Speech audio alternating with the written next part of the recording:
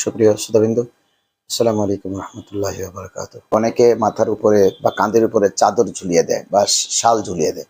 শালটা কিন্তু নিজের বডির সাথে প্যাঁচাননি, অর্থাৎ শালটা ভাঁজ করে কাঁধের উপর দিয়ে দুদিকে ঝুলিয়ে দিয়েছেন এবং সে অবস্থায় নামাজ পড়তেছেন। অথবা অনেকে হাজি রুমাল, আমরা যে মৌলানা সাহেবরা যে হাজি রুমাল ব্যবহার করি, এই হাজি রুমাল দুদিকে ঝুলিয়ে দিয়েছেন, অর্থাৎ গলার মধ্যে প্যাঁচ দেননি, এই অবস্থায় রেখে নামাজ পড়েন। অনেকে আবার মাফলার, যেমন সাধারণ মানুষগুলো মাফলার দুদিকে ঝুলিয়ে দিয়েছেন, সে অবস্থায় তিনি নামাজে দাঁড়িয়েছেন।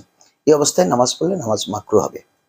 এই জন্য আমাদেরকে সতর্ক থাকতে হবে যে আমরা নামাজটা পড়তে গিয়েছি মাকরু করবো কেন? মাকরু করা মানে সওয়াব কম পাওয়া। যেভাবে সওয়াব পাওয়া দরকার সেভাবে সওয়াব আমরা পাবো না, কারণ আমরা অসুন্দর কিছু করেছি। অর্থাৎ আমাদের গলার সাথে একটা চাদর আমরা ঝুলিয়ে রেখেছি। ঠিক মাথার উপরে যদি কেউ মামলার ঝুলিয়ে রাখে, মাথার উপর দিয়ে মামলার এভাবে কাঁধের উপর দিয়ে ঝুলিয়ে রেখেছে দুদিকে, অথবা শাল একটা ভাঁজ করে মাথার উপর দিয়ে, টুপি আনে নাই, মাথার উপর দিয়ে শাল একটা ঝুলিয়ে রেখেছে, তাহলে কিন্তু নামাজ মাকরু হবে। বাহরুরায়কে সেই মশলাটি এসেছে বিশেষ করে। তবে একটি কথা এখানে, যে রুমাল দিয়ে আপনি, যেমন আরবে আমরা দেখতে পাই যে আরবে অনেকে রুমাল দিয়ে পুরো মাথা ঢেকে রাখে এবং রুমাল দুদিকে ঝুলিয়ে দেয়। অনেক খতিব সাহেবকে দেখেছি যে পাগড়ির উপরে তারা রুমাল দিয়ে এটা দুদিকে ঝুলিয়ে রাখে। এটাতে কিন্তু মাকরু হবে না, কারণ আমি পুরো মাথাটা ঢেকেছি।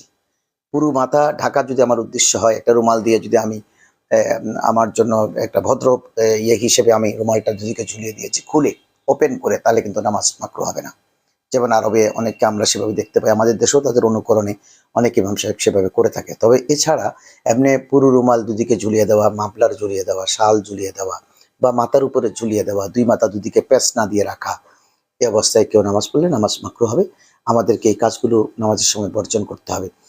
আর যদি এটা পড়ে যায়, হঠাৎ করে এভাবে পড়ে যায়, তাহলে কিন্তু আপনি অন্যমনস্ক হবেন। অন্যমনস্ক হলে কিন্তু নামাজ ভেঙে যাওয়ার উপক্রম হবে, কারণ আপনি অন্যমনস্ক হয়ে গেছেন বা রুমালটা উঠাবার জন্য চেষ্টা করছেন। এই জন্য এই জাতীয় ক্ষুদ্র ক্ষুদ্র কাজগুলো কিন্তু আমরা যেন বর্জন করি।